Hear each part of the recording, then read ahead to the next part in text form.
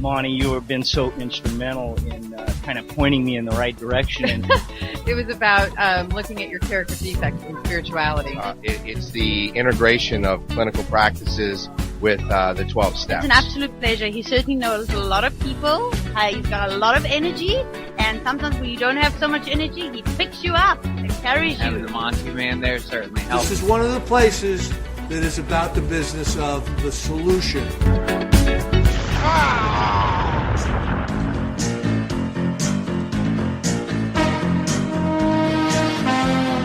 The views expressed on this special broadcast of the Take 12 radio show do not necessarily reflect those of KHLT Recovery Broadcasting or its affiliates. KHLT is not affiliated with any particular 12-step fellowship. Now here's that guy who's getting less popular minute by minute. Your host, the Multi-Man. Well, greetings, recovery friends and family. Those of you in recovery, and like I always say, those of you who are advocates, and perhaps some of you who should be, welcome to another fine episode here at Take12Radio.com on your internet dial. We are broadcasting to you, of course, from the beautiful studios of KHLT Recovery Broadcasting, right on the outskirts of beautiful downtown Albany, Oregon. It is good to have you with us today. This week, we are reaching all the way from Oregon to Missouri. And we're going to be talking to my guest this week, Stephen C. He's going to be sharing some of his experience, strength, and hope, what it was like, what happened, and what it's like today. And sharing with you, some of the message, and the solution. And it's good to have him on. And I'm going to tell you how I got to meet him here in just a minute. Hey, listen, I want you to pay attention, please, to the C4 dedicated webpage on Take12Radio.com. It's over to the right. There's a link. It says C4 dedicated webpage. Now, C4 Recovery Solutions is one of our sponsors, and they sponsor us. They're not paying us, but they sponsor us by footing the bill every time we travel to one of their conventions, putting us up in the hotels, and giving us some of the most remarkable interviews that any recovery radio station can have. Some of the movers and shakers in the treatment industry, 12-stepology, the whole 9 yards. These guys know how to do it, and they do it right. And their conferences are to beat the band. You have the Cape Cod Symposium on Addictive Disorders. You have the Access Conference coming up in February in Florida. You have the at the Amelia Island Plantation Resort, the CORE Conference, and also the West Coast Symposium on Addictive Disorders. And these guys know what they're doing. They really do. And it's an amazing group of people, the C4 Board of Directors. Many of our friends are there. Some of our board members are on their board.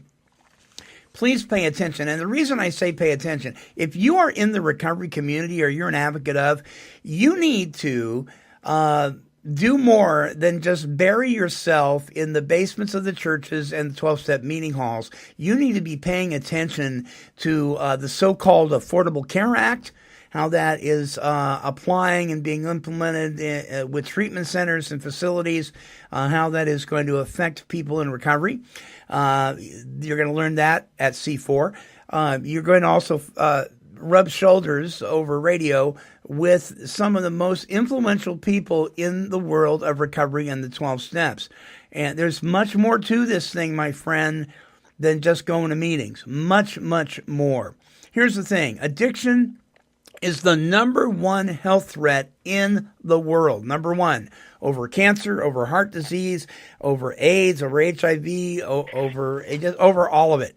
It is number one. It affects and afflicts more people than anything else. And we need to be paying attention to what's going on. All right.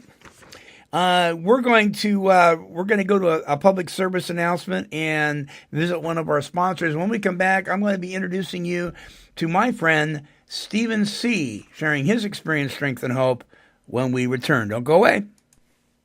I didn't think it was possible for me to be an alcoholic. I was 24 with a good career. I thought I was too smart and that alcoholism only happened to middle-aged men and celebrities. I thought something else was making me sick, shaky, and afraid to face people. Then I found AA and discovered it wasn't something else, it was alcohol. AA helped me find a new life. Alcoholics Anonymous. It works. Look us up. Check your phone book, newspaper, or AA.org.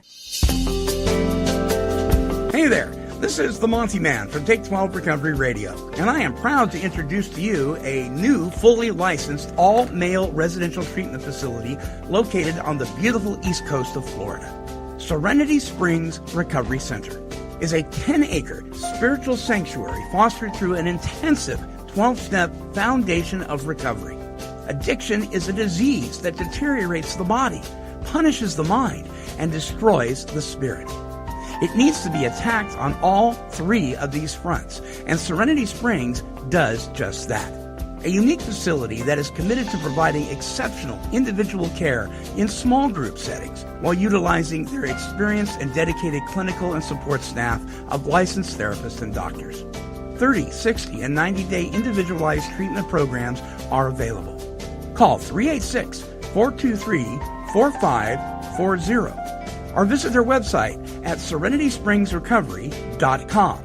That's 386-423-4540. Serenity Springs, making a life-changing investment into your recovery.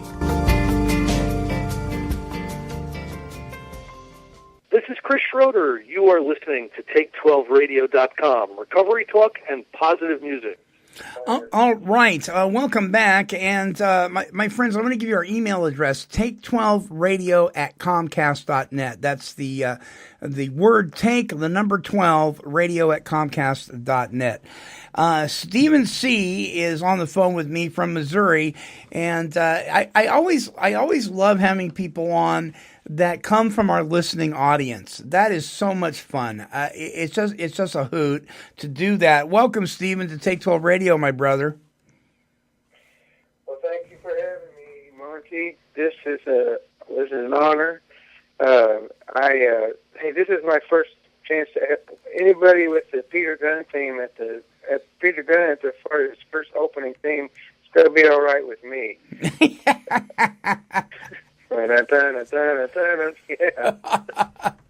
Well, and that's good. That's a good piece of trivia there. Not all sorts of people know where that music comes from, but you're right, Peter Gunn, one of my favorite shows. One fast question that I've always wanted to ask since you've had the new thing. What's that one thing right at the end of it where you go What's that?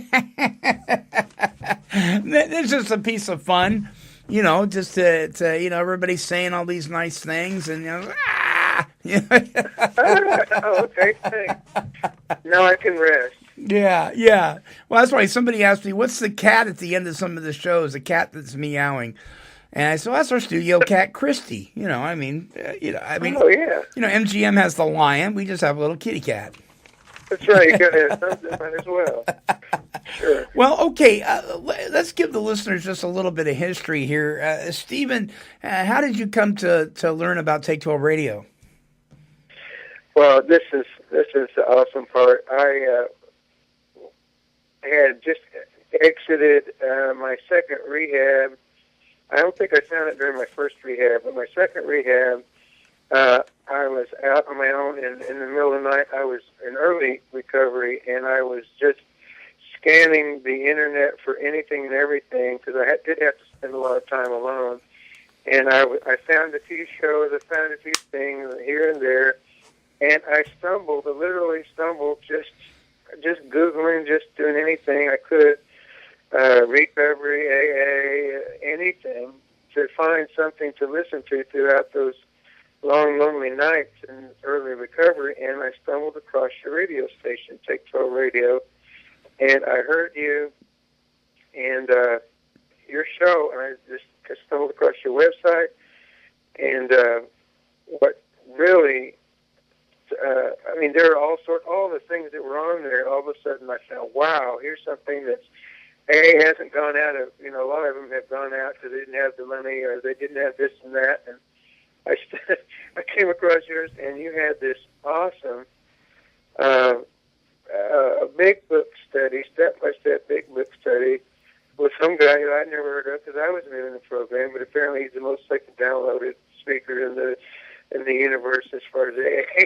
Right. Chris Schroeder. And you guys walked through the big book step by step, and it just gave me hours listening pleasure. And it basically, I mean, you and your site and your study just got me through those lonely, long, endless early recovery nights, and I just really appreciated it. I still do. I still listen. I still go to it. I'm still going through it again. They're just so cool. Well, I got started. Yeah. There, go ahead. No, that's how I got started. Yeah. And I just well, I so appreciate that because you do this stuff and you wonder. You can have stats of all sorts of people listening, but you wonder who's really, are hearing, but you wonder who's really listening because there's a big difference in hearing and listening. And when I hear stories like yours, it encourages me, and I know Chris will be really encouraged when he hears this show too, because it really is a passion of ours. And you're right. In fact, some folks have said about Take 12 Radio said you're one of the last men standing because it does cost money, and we are always. It appears, and that word appears is like that word seems, right? It appears that there is no way that we can continue to do this thing day by day through human eyes. But God keeps pushing us forward and getting us through and leading the way. And I think as long as one person is being influenced or helped, I think God will keep doing that. And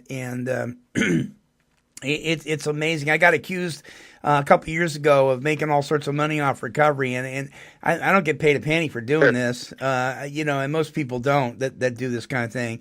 The deal of it is, though, if we're reaching just one person, then that's what I had. NBC came out and did a story a couple of years ago on us, and they said, well, what's this really about? And I said, it's about that one person, just that one person, and if that person's help. So I really appreciate that. Now, we've stayed connected. That you were listening, and then we connected on Facebook on Take 12 Radio's Facebook page, and then another radio broadcast that I do on a whole nother thing, which is kind of an outside issue. But we've stayed connected for quite some time now. A couple of years?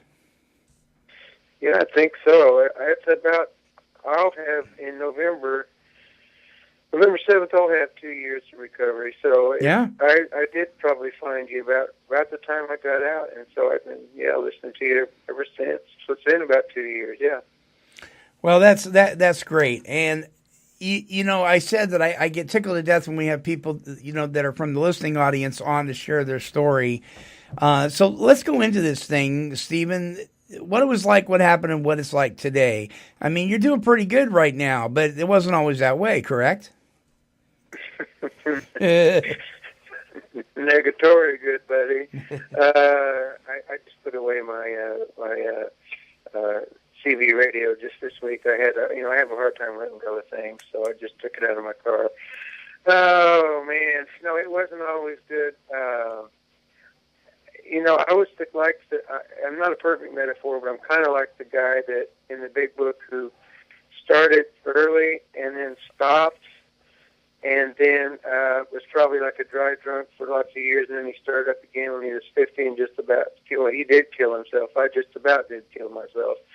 So it's not quite exact, but that's kind of what happened to me as far as crossing that invisible line into actual alcoholism. Although I know looking back, everything's clear in 2020 in retrospect, but I did come from a home where my mother. I'll go ahead and do the thing. I'll do it real pretty quickly. I grew up son of a sharecropper. No, I won't do that. I won't do one of those on you. Don't worry. I did have a mother who was paranoid. She was paranoid schizophrenia. Very bizarre, very violent, very strange. Grew up in an odd odd life, punishments and weird, strange things. Nothing violent ever happened to me, although it did to other people. But I grew up around that, and my dad was a nice guy. He was real conservative, and he at least understood that my mom had an illness. And so I just had a very bizarre childhood where, like, for one example, we'd be sitting in the living room, and all of a sudden, out of nowhere, she'd have these delusions and voices talking to her that we never heard. And she'd throw up, all of a sudden, run at my dad with a pair of scissors and scream and yell, and he had no idea why. Or she'd throw a pot of hot coffee on him and then fight him all the way, and just he'd just try to keep her from tearing the place up, and they got in bloody fights, and she was just, it was crazy, and I had no idea what was going on. I just, traumatized and all that. That happened several times during my childhood, ever since I was 6. And so it just did a number on you as a kid. And then my dad died I watched my dad die of a heart attack when I was 13. And I would have been a fairly good kid. I don't know. I was just a normal kid. Just starting to rebel, just starting to try to go along here this is back in the 60s, whenever that was the big thing. And my dad would always say, "Hey, this is not your mom. This is her illness." And he was very understanding. He tried to comfort me when I was a kid. But then when he died, when I watched him die at 13, I was lost. I had no idea what was going on. And I became kind of like one of those rebels without a clue at that point. 13 years old, I didn't know what was going on, and I had to live on my own. And at that point, not on my own, but my mom she didn't know how to raise me. Right. I didn't have foster homes or didn't do anything. So and I basically just started at that point.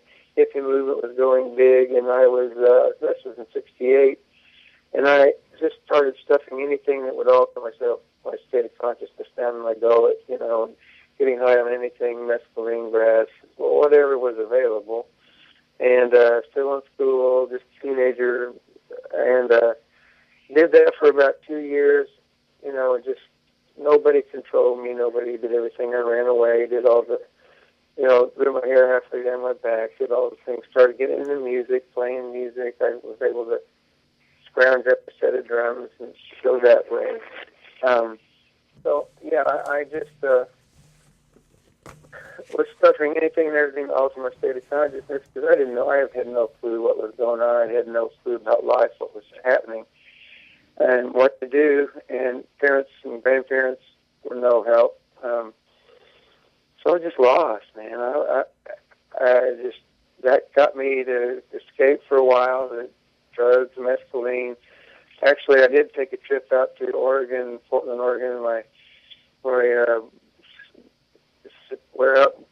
near where you are, my brother, my cousin, happened to give me my first blunt laced with opium, and that just did me in.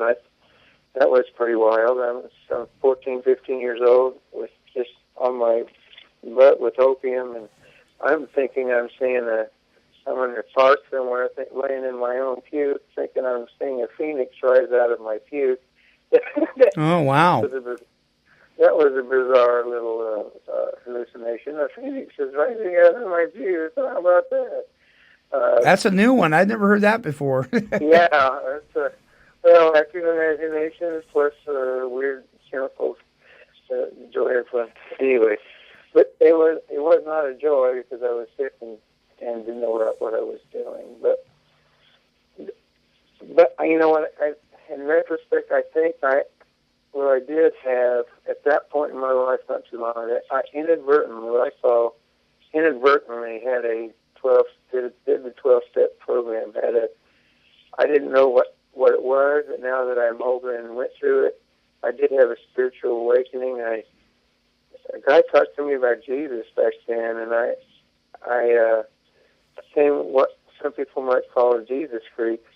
I still had hair down past my shoulders, wore a cross around it, and I just started reading the Bible. And during those things, I accidentally got what one might call a sponsor who kind of led me where I realized I was helpless over the drugs. Over drugs, I couldn't stop. I didn't want to do this anymore, but I couldn't stop. I knew I couldn't do it, Right. And I turned my life over to him. It was an inadvertent 12-step program at the time. So that I really was able to stop everything way back since I was 15 years old. But then over years, I got smug. I got to think of, hey, I got this. I got the strength and all the promises and everything, and got very smug and just kind of drifted away. And by the time I got to be around 50 years old, I thought, during those years I played in bands. I was a musician, gave myself up to music. Right out of high school, and I was one of the guys that didn't do drugs in the clubs and bars. I don't know why. I loved the music, and that's the only place you could get paid and also enjoy the music. But right out of high school, I got with the band. They were playing a state fair, and I said, hey, you guys need a drummer. And they said, yeah, we had to fire a drummer last night. So at 17 years old, I just, with no parental authority or anything, I just packed up and I went down and tried out the band down in Texas, and they took me and went straight from there. They started playing all over the country, playing Christian rock. It was brand new with Larry Norman and all the guys. It was about that time. Oh, yeah, good old Larry. Yeah, you bet. Yeah, Larry Norman, Randy Stonehill, all those people, that generation. And so I was just in hog heaven. Did that for a while, then came back, and the band split up. The bass player tried to call me when the band split up. He got on with this group that only a few people would remember now, but they ended up making 5 gold albums.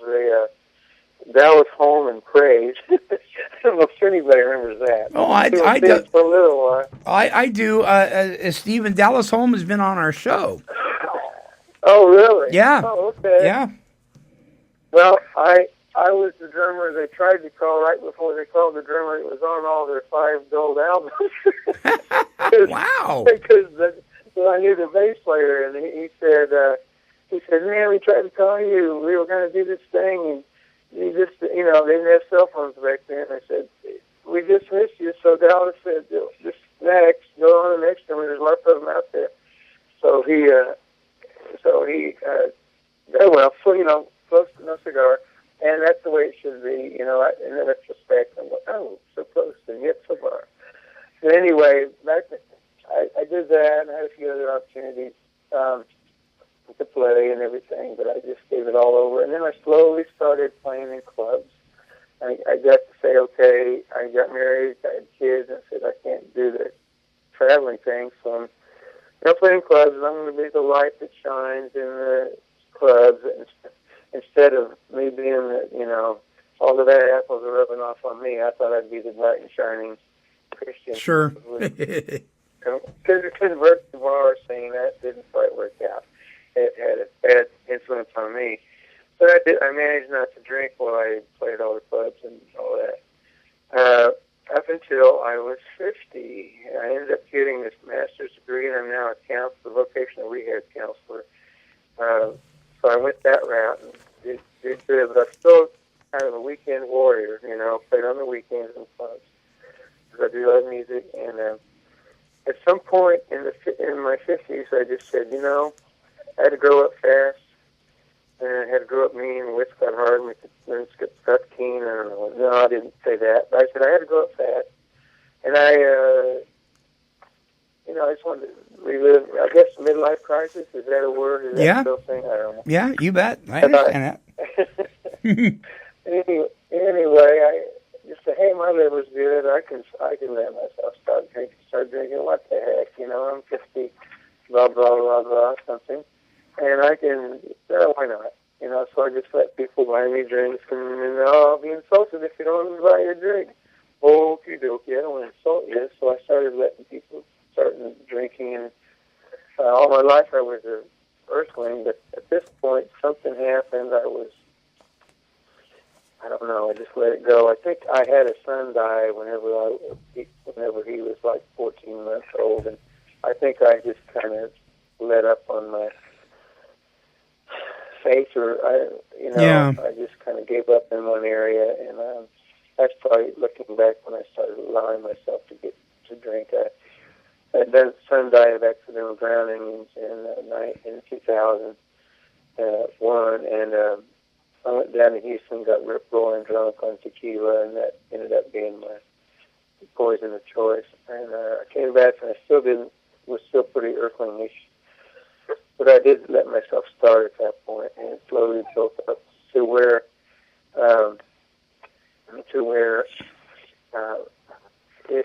it got to be a problem after a little while. About 2009 or 10, I was drinking and I couldn't stop. I crossed that invisible line. I couldn't stop. I couldn't do anything. I couldn't drive in the way I was drinking. I could not stop. It was a fifth a day, it's 2 fifths a day. And I was managing to go to work. I don't know how I fooled them. I mixed it and did a lot of breath spray. And going to work drunk, going to home drunk, playing drunk. I got kicked out of a country band. It's hard to get kicked out of a country band for being too drunk. They all are kind of known for being that. Right. But something's wrong here. I wasn't acknowledging it, and then I pretty much lost everything. I got my first DWI, and that kind of woke me up a little bit, but I didn't. I said, I need to slow down. That didn't. About 4 months later, it just increased, like I dove over a cliff. I just went over a cliff. It happened so fast, relatively speaking. It was like 1 year, and I couldn't get up off the couch except to crawl over to the convenience store and buy some booze, and then get back to the couch, and so I could lay on the couch and stare at my guitars and go, the last thing I want to do is play music or get up or go to work. And they had to carry me they finally had to carry me into the emergency room, and I don't know what my blood point, my BPA, whatever you call it, was, but it was crazy big. I should have died, they said, that high. And then someone said, would you like to go to rehab? Really nice after all the insults. And I can't believe the nurses. I can't believe they keep getting these idiots in here. Why can't they control themselves? I couldn't control myself. And really nice social worker said, would you have a bed at Valley Hope? Would you like to go? And so I went through a rehab. I was just all gung-ho. I realized, yes, it's a spiritual thing. I want to follow this, and I'm going to be a good guy, and I'm going to do the steps and give my heart to Jesus. And I did for about 7 months, but then it was so new. It was too easy almost. And then 7 months later, I went, hey, I got this. I can drink like a normal person again. Wrong. One drink, and it took me 3 weeks to get back to even worse than I was. So I went to another rehab, and at that point, it just hit me. That's it. That's all there is to it. I also drank myself out of a very good job, and that was the bad part. I mean, that was it finally sunk in. It got sunk into my knower. That I knew in my knower, way down deep, that I have no control over this. Mm-hmm. I can't do it on my own. It's just the steps, and there's no way I can do it without a higher power, and I know that higher power, and the big book said God, so I didn't mess around with just saying higher power. It's not a rock, it's not a doorknob, it's God. Yeah. A word from came from way back in the old days, so, Lord, from asking him to praying to him to ask me to die, to praying to ask me to live, and in the midst of all this, I had a little son who was about 3 years old, and he had to go see Daddy, go to the rehab, and he had to visit Daddy going to rehab, and he didn't know exactly what I was doing, but when Mommy found out that I was drinking, he said, no, don't take that bottle, that's Daddy's bottle, and I went, that kicked it for me too. My son doesn't know what it is, but he knows it's Daddy's bottle, and he doesn't want finish it and pour it down the drain. Right. And, that just broke my heart. Sure. So, anyway, I took it seriously, and I went through the steps, and that was back November 7th, 2011. And by the grace of God, I haven't had a drink since, and if I make it to November 7th, it'll be 2 years. So. Well, congratulations, Stephen. That's quite a feat. It really is. You said a couple things that really caught my attention. One of the things you said early on was, I didn't want to continue, but I couldn't stop. And a lot of people don't, and I'm talking to family members now here primarily. You know, a lot of people think that if you just remove the alcohol or the whatever the substance is from the addict or alcoholic, that everything will be okay. But that's not really the problem. You didn't want to drink, you didn't want to use, but you couldn't stop. The I couldn't stop is the problem. Because if you hadn't had a spiritual awakening as a result of those steps, if you hadn't had a connection with God, then your problem would continue to be sobriety, not the alcohol, right? Exactly, totally. I just remember just praying. It's not like so many people have, and I understand. I had that attitude, like, well, why don't they just stop, for goodness sake? I went to a drug court my first time before I even knew what alcoholism was, and they were trying to get, they were not drug court, but a drug, this thing that they make you go to the slap on the wrist type of thing. And they were telling these people, well, what can you do to avoid another DWI? And they were coming up with all these things, give my keys, have a sober driver, have a blah, blah, blah, blah, blah. And I said, well, how about we just stop drinking? I was naive enough to go, well, just stop drinking, for goodness sake. The answer's easy. Didn't get it, because that was out of the question. They just looked at me, why? You're crazy. And I said, well, I'm going to stop drinking. So I white-knuckled it for a little while, and I realized, I went a whole month without drinking and about going crazy with my white knuckles. I actually went on a cruise and didn't drink. And, if anybody pushes drinking on you, that's a cruise. Never going to cruise when you're white-knuckling it, for goodness sake. Oh, my Lord. I could not stay stopped. I kept trying to sneak a strawberry colada or something. My wife would catch me, and she was, and I said, oh, shoot, I can't stay stopped. Oh. Yeah. Yeah. So I got it big, and that's it. And it's not a matter of willpower. I've got tons of willpower, but I could not. Doesn't matter. It was too much. It overwhelmed me. I could not stay stopped. I just couldn't on my own. And you said something else. I'm going to bring this up after the break. We're going to take a short break, and when we come back, I want to talk to you about a statement you made about wanting or convincing yourself that you could drink like a gentleman or like normal people. Don't go away, folks. More with my guest this week, Stephen C., when we return. Let's walk through the big book. Join Chris Schroeder and the Monty Man for this in-depth journey through the basic text of Alcoholics Anonymous. As one of the most sought-after circuit speakers in the world of the 12 steps, Chris will be walking us through line by line, page by page, of this wonderful book that has meant so much to so many people who have recovered from the disease of alcoholism. If you've never studied the big book, or even if you have but would like a new, refreshing approach, join us here at Take12Radio.com for an exciting, educational, and spiritual look into a plan for living that can be applied and implemented into the lives of anyone who is willing to recover from alcoholism.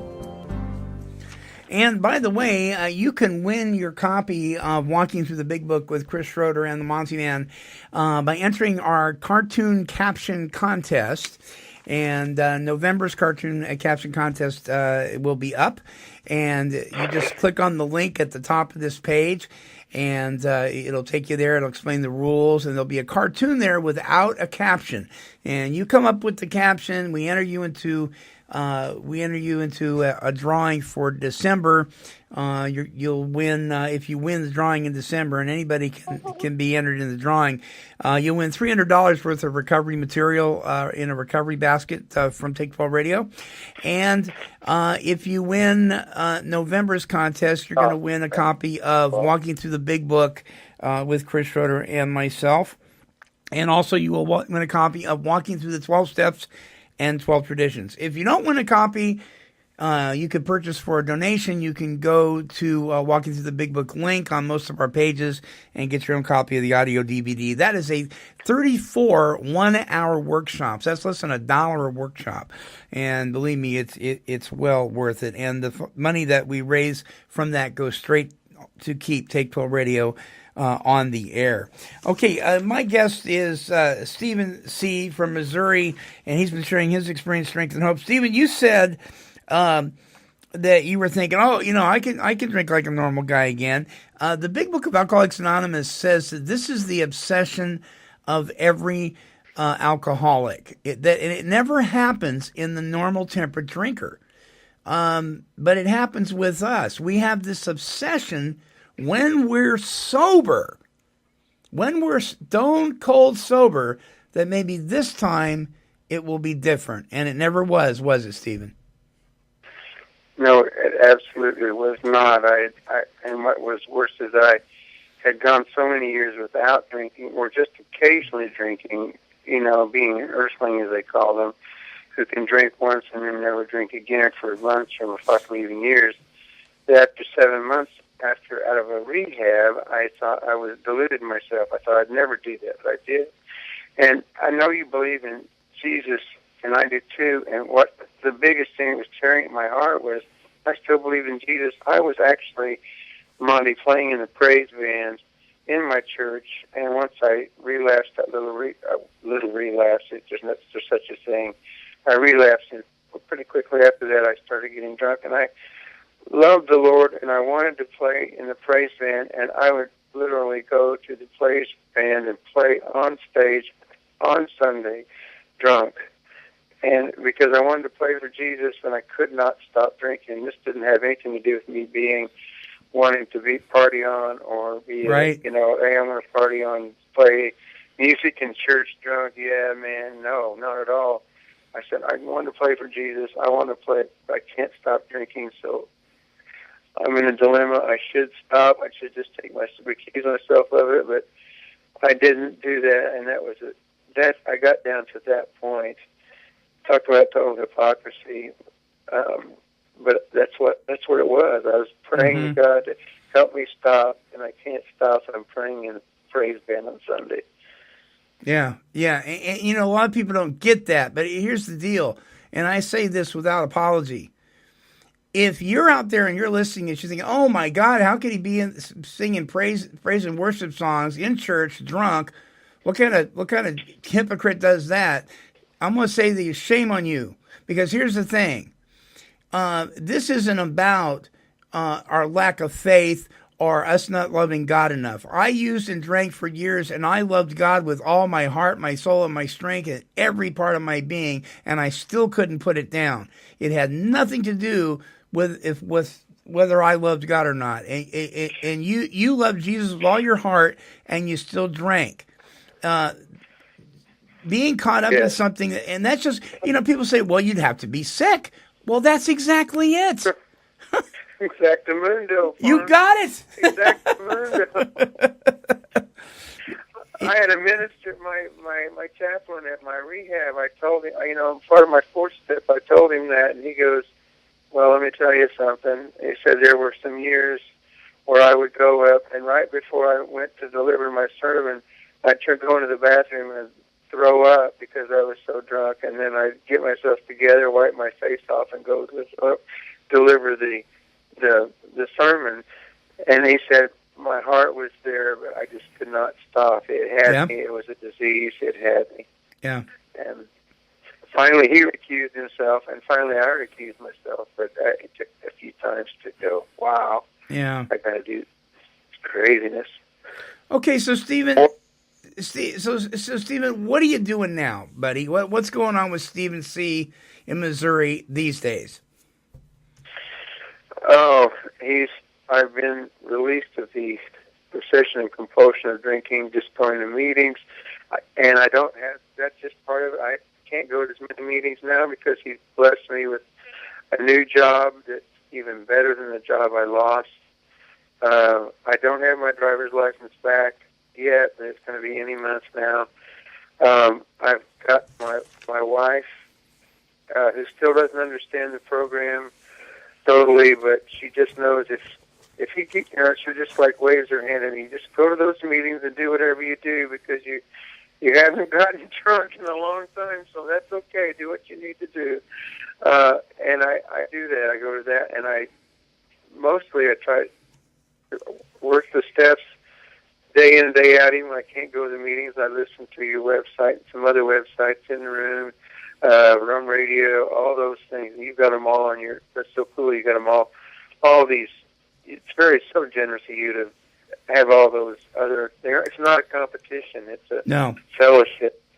And, a lot of people wouldn't put the other radio stations on the website, but you got them on there. I think it's awesome.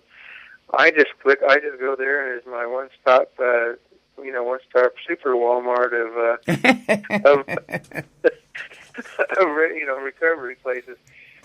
But seriously, I really just try to maintain a daily, momentary, moment-by-moment contact with Jesus, and use those tools, the steps, look at the steps as practical daily ways to moment by moment stay close to God and stay sober.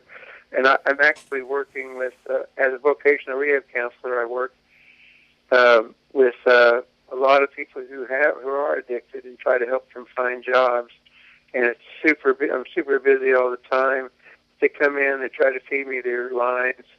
They try to play games because they think I don't know what's going on. And I find my addiction to the, the cow piles that they throw at me. And I know it takes one to know one, Bubba, and we get down to the nitty-gritty. And once they realize I'm real, I've been able to help people with addictions go ahead and find jobs. And it's been really rewarding. I've got my mind back again. I like to play back again. I'm playing with an AA group, and it's just I've got kids. My kid with God's grace, if I don't drink tonight or a few more 24 hours, he's not going to have to grow up seeing me having to have any alcohol.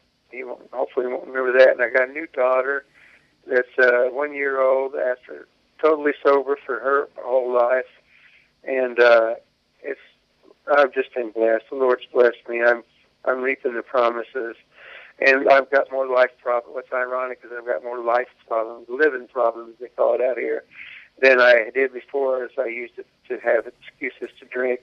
But now I don't have to drink over them. I got more stress now than I did before, but I can live with that because I've got Jesus, and I've got the big book, and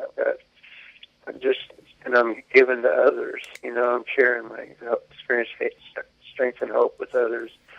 It's not all flowers and rainbows and lollipops, but I'm being blessed, man. I just haven't had to pick up. Yeah, it's good.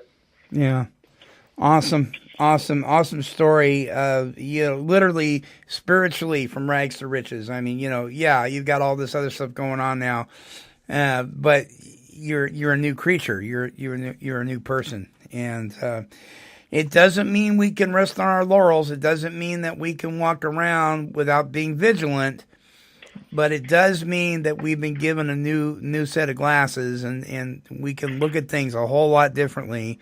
And when you're walking with the God of the universe, and all the angels are surrounding you. It sure beats living like we were, right, Stephen? That's right. I'm not going to rest on my laurel or my hearty. And sorry about that. I had to throw it in. Can I read? Can I read one real quickie from the big book? You sure can. And it's just I heard something on a thing where it says just personalize it. Where Bill on page 50, page 62. I'm sorry, page 60. With the ABCs, where, like A, that we were alcoholic and could not manage our own lives. I had a guy say, just personalize it, just put it in the first person. So the only way I can really remember that I'm an alcoholic is that, do I believe that I am an alcoholic, and do I believe that I could not manage my life? That probably no human power could ever relieve my alcoholism. That do I really believe that God could and would if he was sought? Am I really convinced of that? Is God? He didn't say higher power, a doorknob, a light post. It said God. And the first requirement is that I be convinced that any life run on self-will can hardly be a success. On that basis, I'm almost always in collision with somebody or something. Even though my motives are good, most people try to live by self-propulsion. Each person is an actor who wants to run the whole show. I am an actor that wants to run the whole show, who's forever trying to arrange the lights, the ballet, the scenery, the rest of the players in my own way. My arrangements, if I would stay put, if only people would do as I wished, the show would be great. Everybody, including me, would be pleased. Life would be wonderful. Trying to make these arrangements, and our actor or me, I, may sometimes be quite virtuous. And this is the part that gets me, because this is my modus operandi. I may be kind. I may be considerate. I may be patient. I may be generous, even modest and self-sacrificing. And so many times we try to control people. Like, how could they not do what I want? I've been so kind, considerate, patient, generous, modest, and self-sacrificing, but they're not doing what I want. And it's like, oh, wait a minute, busted, because that's just another form of trying to control your situation. Mm-hmm. And that's just been a big lesson for me lately, because I just got upset at a few people for not doing what I wanted, because I was so nice to them. I was helping them out so much, and they didn't act the way I wanted them to. Yeah. Well, guess what? I have had to learn that. It's just life on life's terms, and I can be what I can, and people will be what they be, and lower my expectations are inversely proportional to the outcome. And so if I lower my expectations, I don't have to be worried about the outcome. That's the lesson I've learned today. Yeah. That's right. And folks, for those of you who don't know, that's from the chapter How It Works in the big book, Alcoholics Anonymous. And we play that manipulation game. We manipulated with selfishness and anger and silent scorn and all that stuff. And then we turn around, we try to manipulate people with kindness and affection. And Bill W. even talked about how he tried to manipulate the St. Francis prayer. Okay, I'm going to get comforted, so I'm going to go comfort. And then he realized, no, that doesn't work. You comfort because that's what you're supposed to do, not to get anything out of it. And but that's who we are. We're very man-centered, us human beings, and we forget that if we'll just let go and let God, the show will go off well. The bottom line, God will be glorified. I like what my buddy Bruce says. God is stuck on God, and and the thing that's so wonderful about that is in God's plan, we do benefit. We do come out pretty good. We really do. It may not appear that way, but in the long run, it beats the heck out of the way we were living, man. Stephen? Sure does. Stephen? His will be done. His will be done. Amen to that, brother. Well, Stephen, I appreciate you so much, man, and let's continue to keep in contact on Facebook.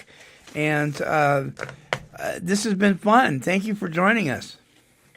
Monty, I really appreciate you asking. That was a wonderful surprise, and just God bless you for all you've done. And I just hope we can continue our friendship for, well, maybe we will for eternity in this life. Yeah. How about that? That's right. Amen. All right. My guest this week, a special thank you to Stephen C. from Missouri. Bands, clubs, praise and worship, vocational rehab. I mean, all that stuff. I mean, he's got a life experience that he's sharing with you in his experience, strength, and hope. The lie is dead, my friends. We do recover. We can recover from a seemingly hopeless state of mind and body, but it's not dependent on meetings. It's not even dependent on the steps themselves. The steps are there to show us our need for a power. The steps are not the power. They're a tool. We need to remember that.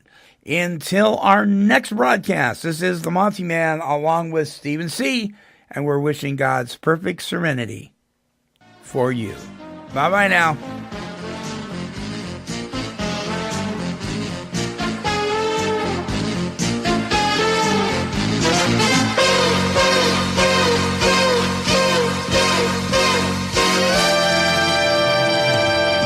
This has been a broadcast of KHLT Recovery Broadcasting.